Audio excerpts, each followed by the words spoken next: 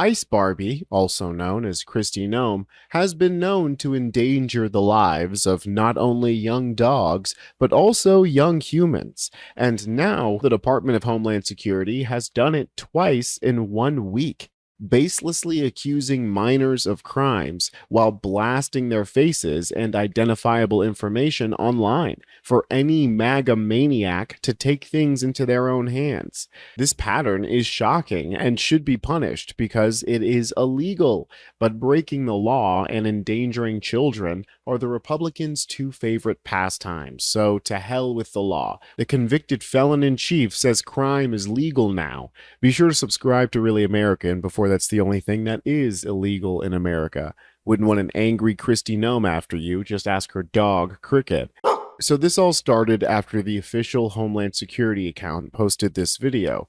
It's a young black man menacingly staring down the camera, backed up by other young black men, with a caption that reads, "ICE, we're on the way. Word on the streets, cartel put a 50K bounty on y'all." The only problem is that that is a completely fake caption. And despite that, Homeland Security said, FAFO, if you threaten or lay your hands on our law enforcement officers, we will hunt you down and you will find out real quick. We'll see you cowards soon. And after that tweet, you can imagine that this kid's account got quickly flooded with death threats from all kinds of crazy right-wingers. But there's one problem, this guy never posted that video. So I'm getting these mad messages from my DMs and social media and on my comments. And I randomly get a text message talking about a recent video that was posted in my account. I was like, what are y'all talking about? Once I seen that video that was posted in my account, then I was like, what the fuck? Well, didn't I post this like months ago? Then I seen the caption. And then I was like, wait, I didn't do that. Now here's the fucked up part. The federal government is involved with something that I didn't do. Like what? So he claims somebody took his video and recaptioned it, and his version of events seems to be backed up by his account. Here's his account back in June, and you can see that he actually posted the same video twice. One of them doesn't have captions on some parts of the video, so it'd be easy for somebody to take that part and stitch it together with AI and put a new caption on it. Here's the original video and the original caption.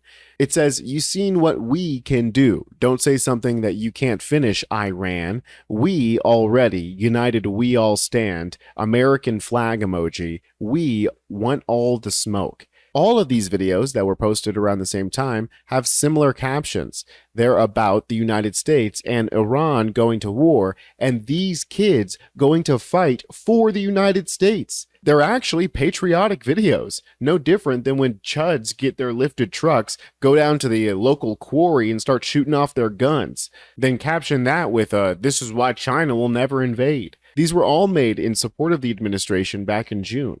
And how did Trump respond to this support? Lying about him because he's a young black male and smearing them as a danger to ICE.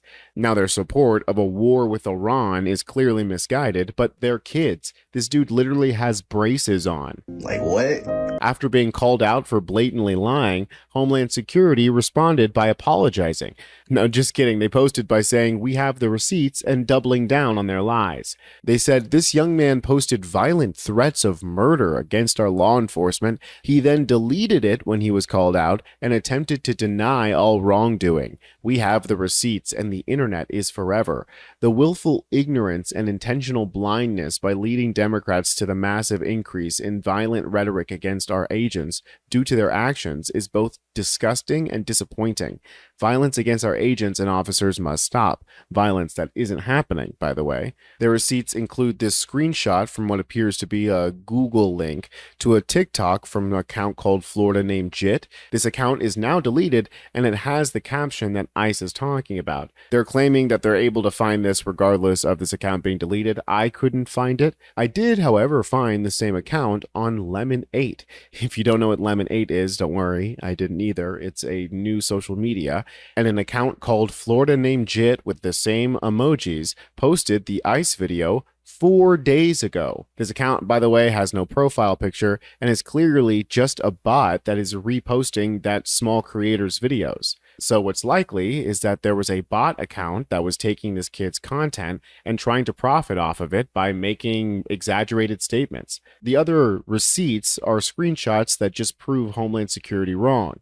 They post a screenshot of the fake video and say, notice the different background and clothing. And then they post a real video and you can see that there are different people standing behind them. This claim about people being different in the background actually makes it seem like this is even more likely to be fake.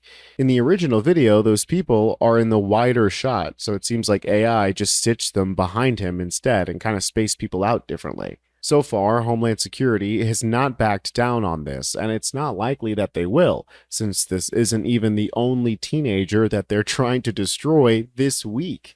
ICE Barbie's sidekick, ICE Skipper, if you will, has made a hobby out of targeting children. After ICE detained a 13-year-old and sent him to a detention camp states away without informing his family, she doubled down on the mistake in a slew of lies that sound eerily similar to the Kilmara Brago MS-13 Photoshop fiasco. The community around this teenager immediately erupted in support after DHS claimed that he was an active threat and that he had a rap sheet. A 13-year-old boy from Brazil is in ICE custody after being detained near his school in Everett. His lawyer says he is now hundreds of miles away from his home. The incident has sparked outcry by immigration advocates who are calling for his release. And now the city's mayor and police chief are addressing questions about how the child ended in federal custody after Everett police detained him. They explained that the Brazilian boy was at a bus stop on his way to Parlin Junior High School Thursday afternoon when they say they got a tip that he was carrying a weapon. Frisked him, found the knife, and avoided what could have been something truly tragic. Chief Strong said that the boy was charged with possession of a dangerous weapon and that Immigration and Customs Enforcement was flagged automatically through a fingerprinting system called APHIS. They said ICE showed up to take custody of the boy at the police department before he could be released to his mother, who was there waiting. The Department of Homeland Security posted to X saying that the teen has an extensive rap sheet, including violent assault.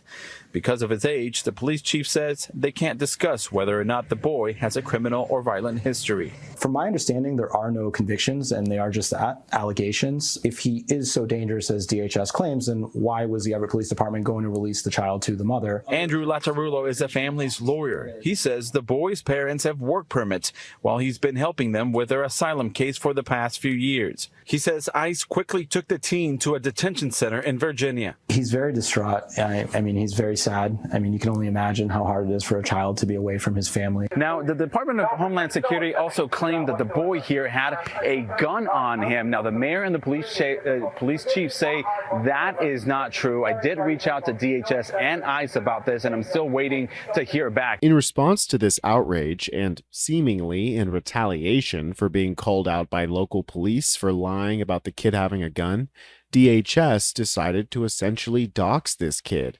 They posted his face, his record, his personal information, and of course they posted it to the cesspool that is Fox News. Attorneys everywhere quickly pointed out how insanely illegal this is. Austin-based crime defense attorney Sam Bassett said that juvenile matters, with rare exception, are confidential proceedings, and the juvenile's name cannot be published and proceedings are not held in public. Confidentiality is critical to the juvenile justice system, and publicly releasing evidence in a juvenile case is prohibited in every state. The Federal Juvenile Delinquency Act requires that juvenile records be safeguarded from disclosure to unauthorized persons. Do you guys feel like authorized persons, as Trisha McLaughlin just posted it for all of us to see?